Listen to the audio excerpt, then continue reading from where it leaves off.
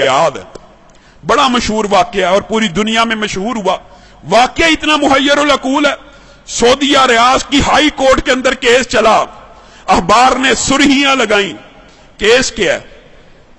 कोई जायदाद का झगड़ा, कोई माल का तनाजा है? नहीं, केस ये है, एक 80-90 साल का बूढ़ा और एक 60-70 साल का बूढ़ा है, बूढ़े हैं दोनों, अदालत में केस लगा हुआ है।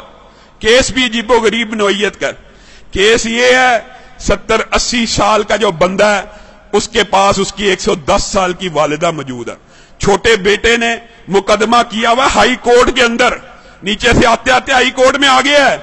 ये सारी जिंदगी इसने वालिदा की खिदमत की है, ये बूढ़ा हो गया है, अब वालिदा की खिदमत सही तरह नहीं कर सकता, मैं केस करता हूं। 70 साल उस छोटे भाई की भी उम्र है कि वालिदा मेरे हवाले कर दी जाए।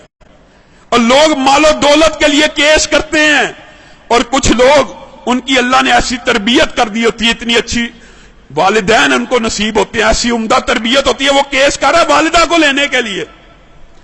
अदालत का जज परेशान है, ये किस किस्म का केस आ गया। वो खुद लिखता है दास्तान, अखबार में इंटरव्यू दिया, मैंने उनका पैचअप कराने की कोशिश की, 15 दिन तुम रख लो, 15 दिन।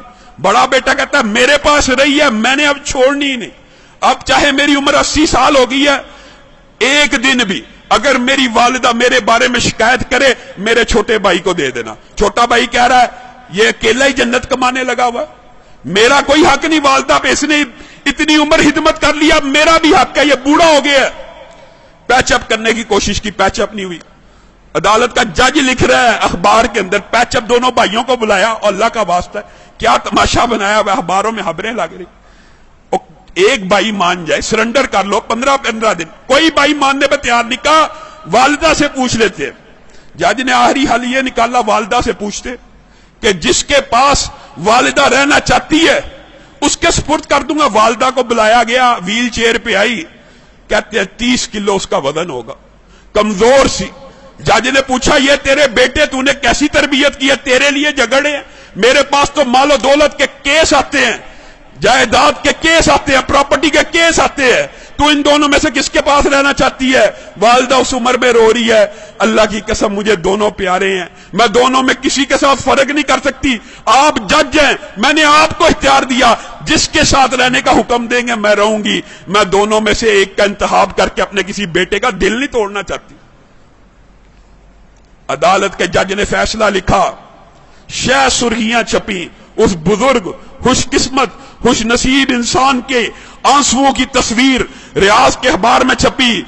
अदालत के जज ने फैसला लिखा, इस बुजुर्ग ने 40 बरस अपनी वालिदा की खिदमत कर ली है, अब छोटे भाई का भी हक बनता है, ये बूढ़ा हो चुका है, 80 साल इसकी उम्र हो चुकी है, खुद कमजोर हो चुका है, ये सही तरह अपनी वालिदा की खिदमत नहीं कर सकेगा, मैं छोटे भाई को वालिदा का जो सारी की सारी जिम्मेदारी है सुपुर्द करता हूं। जब यह फैसला हुआ, वो बूढ़ा ज़ारो कितार रोना शुरू हो गया, उसकी तस्वीरें अखबार में छपी, वो कहता है हाय अफसोस, मेरे बुढ़ापे ने मुझे वालिदा से महरूम कर दिया।